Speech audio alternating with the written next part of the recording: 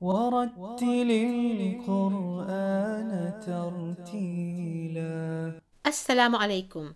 In this lesson, we will be covering the topic of Nabr, which means the accent.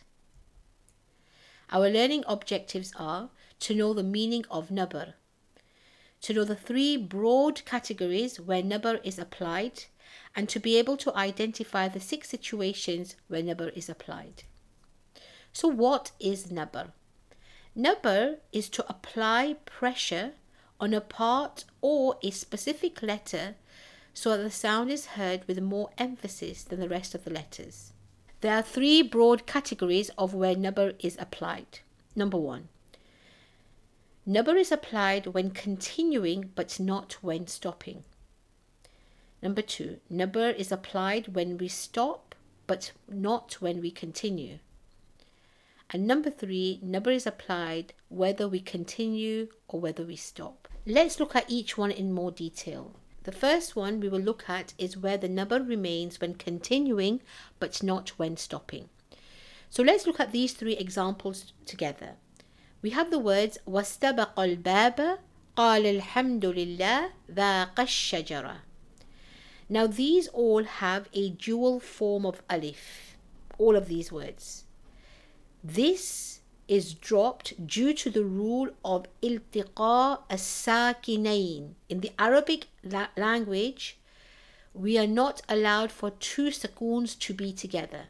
This is known as iltiqa as-sakinain. So, how would we read this? We would emphasize the letter which comes after. So, it would be read with the emphasis. وَاسْتَبَقَ الْبَابَ, emphasizing the letter lam. قال الحمد لله, emphasizing the letter lam. ذاق الشجرة, emphasizing the letter sheen.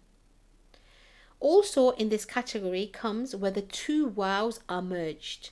So you can see from these examples we have the end of the first word, we have a waw, and the next word begins with the letter waw.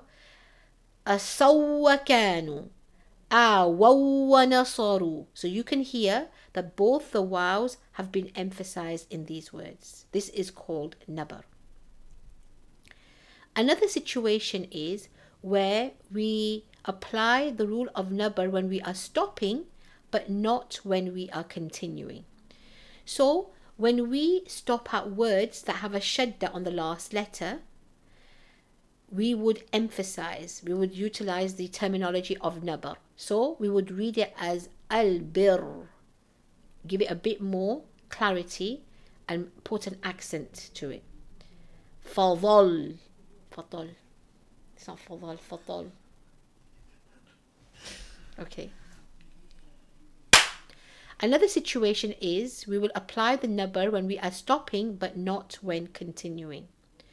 So as you can see from these words here, al-bir, fatal, we are stopping on these words that have a shadda on the last letter.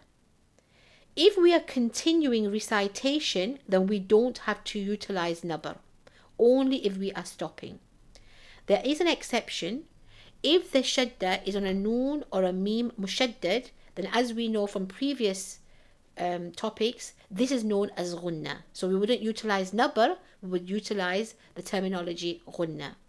Also, when there is a shadda on a qalqala letter when we are stopping, again we would not call it Nabr because this is the terminology qalqala, the strongest form of qalqala.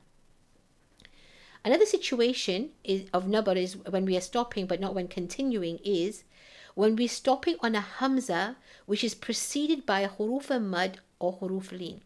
So you can see 2 words here. As-sama'.